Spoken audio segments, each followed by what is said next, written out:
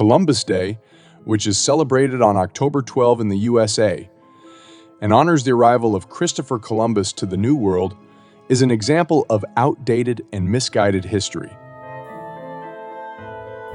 Rather than celebrate, we believe it should be a day to mourn the destruction of an indigenous population which had lived in peace for tens of thousands of years before Columbus, a rapist and murderer, set foot on American soil.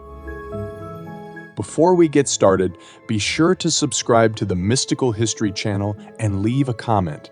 Let us know what other mystical and historical topics you would like to hear about. Although Christopher Columbus is credited with discovering America, people had been inhabiting both North and South America for thousands of years before the 15th century criminal explorer actually first set foot there. In fact, a new exhibition in Brazil features more than 100 artifacts dating back as far as 30,000 years ago, 18,000 years earlier than previously believed.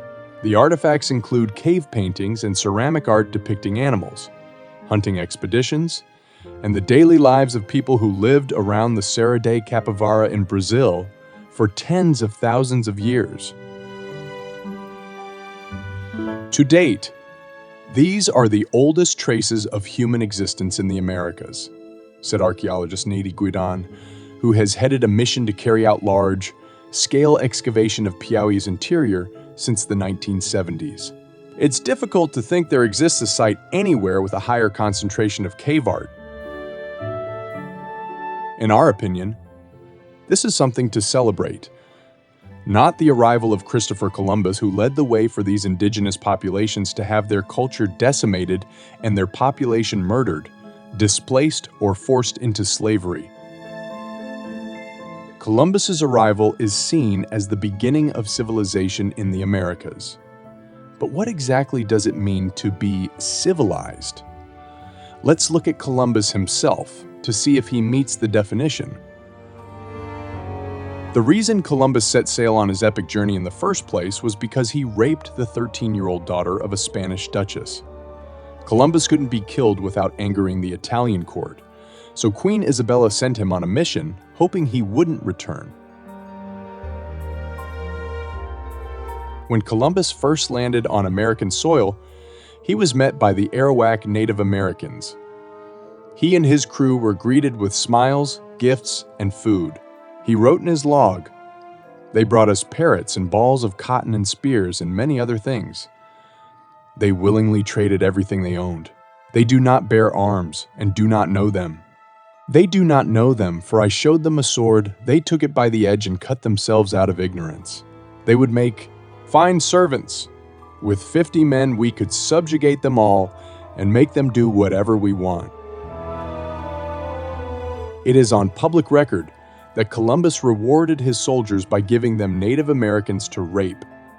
At times, they would make an example of a native by cutting his hands off and tying them around his neck, then telling him to go and share the messages with the rest of his tribe. Other times, they would go and massacre an entire village. If this is what it means to be civilized and our children are taught to revere Columbus and his heroic adventure, what hope is there for our future? Aside from the despicable acts that Columbus and his people committed, there is plenty of evidence to show that Columbus was not the first foreigner to arrive on the continent anyway. In fact, there is proof that the Chinese, Greeks, and Italians all explored America before Columbus. It's just that Columbus was the brave one to stake his claim to a land that did not belong to him. So before waving the US flag in celebration of a criminal who did not discover America, spare a thought for the millions of Native Americans who were murdered as a result of Christopher Columbus's arrival on American soil. Let us hear your thoughts about Columbus in the comments section. Is he really a hero? See you guys in the next video, and let us know what mystery we need to reveal next.